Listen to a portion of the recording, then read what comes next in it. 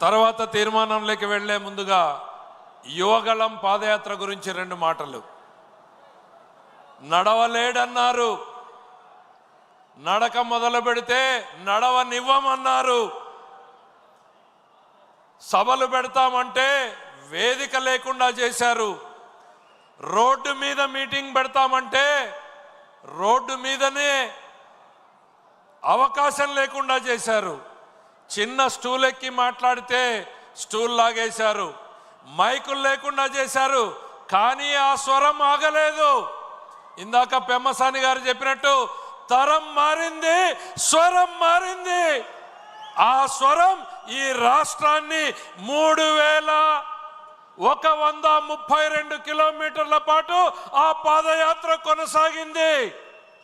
226 రోజుల పాటు పాత 11 జిల్లాలను స్పృశిస్తూ 97 శాసనసభ నియోజకవర్గాలను పలకరిస్తూ 322 గ్రామాల మధ్యలో 2094 గ్రామాల మధ్యలో 1,50,00,000 మంది గుండె తలుపుల్ని తడుతూ బడుగులు, బలహీనులు, పేదలు, యువకులు, మహిళలు, రైతులు వాళ్ళ కష్టాలను, కన్నీళ్లను తెలుసుకుంటూ నేనున్నాను, ఈ తెలుగుదేశం పార్టీ మీకు అండగా ఉంది, చంద్రబాబు గారి నాయకత్వంలో మీ కష్టాలను తీర్చడానికి మేము పని చేస్తాం, నేను మీ సైనికుడిగా పని చేస్తాను అంటూ ఈ రాష్ట్రానికి ఒక నమ్మకాన్ని కల్పించి నిరంకుశ పాలన మీద తొలి తిరుగుబాటు పాదయాత్ర చేసినటువంటి తెలుగు సైనికుడు, తెలుగు సేనాధిపతి మన నారా లోకేష్ గారు తన యాత్ర అనుభవాలని పుస్తక రూపంలో పొందుపరిస్తే తొలి కాపీని భారత ప్రధాని మన ఎన్డీఏ పార్టీ భాగస్వామైనటువంటి నరేంద్ర మోడీ గారికి ఇవ్వడం జరిగింది. 2వ ప్రతిని మన జాతీయ పార్టీ అధ్యక్షుల వారికి శ్రీ నారా చంద్రబాబు నాయుడు గారికి ఇప్పుడు పుస్తకాన్ని ఇవ్వడం జరుగుతుంది.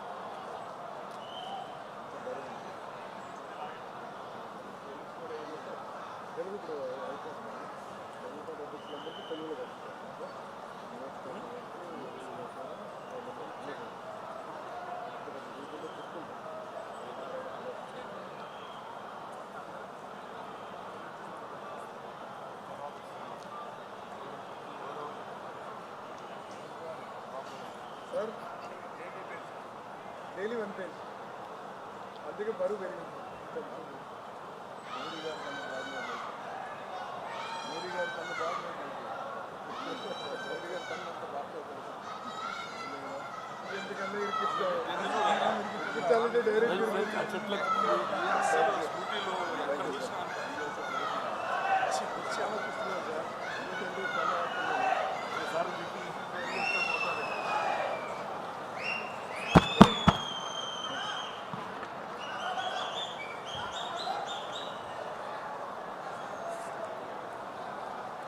యువగళం ఓ రాజకీయ ప్రయోజనం కోసం చేసినటువంటి పాదయాత్ర కాదు.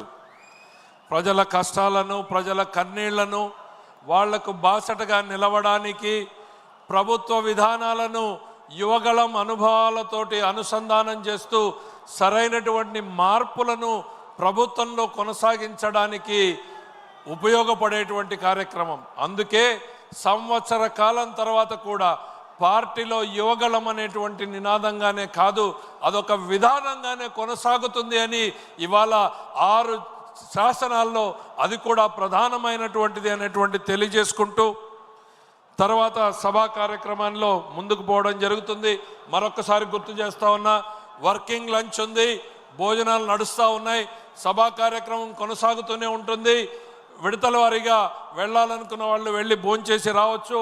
వేదిక మీద ఉన్న వాళ్ళు కూడా మీరు వెళ్ళాలనుకున్న వాళ్ళు వెళ్ళి రావచ్చు అనేటువంటి తెలియజేసుకుంటూ సభా కార్యక్రమాన్ని నడపడం కోసం ఈ యువగళం స్ఫూర్తిగా యువతకు అవకాశాలు ఇవ్వాలి, కొత్త వారిని కూడా అన్ని స్థానాల్లోనూ అవకాశం ఇవ్వాలి అనేటువంటి ఆలోచనతో సభా కార్యక్రమాన్ని నిర్వహించడానికి ఇప్పటికే రామ్మోహన్ నాయుడు మరి రాజు గారు మరొకసారి ఇప్పుడు మరొక యువకుడికి తెలుగుదేశం పార్టీ అవకాశాన్ని ఇవ్వడం పోతా ఉంది. విజయనగరం జిల్లా పార్లమెంటరీ పార్టీ అధ్యక్షుడు డిసిసిబి ప్రెసిడెంట్ శ్రీ నాగార్జున గారు ఉన్నారు. యువకుడిగా సభా కార్యక్రమాన్ని నడపాల్సిందిగా ఆయన ఆహ్వానిస్తున్నాను.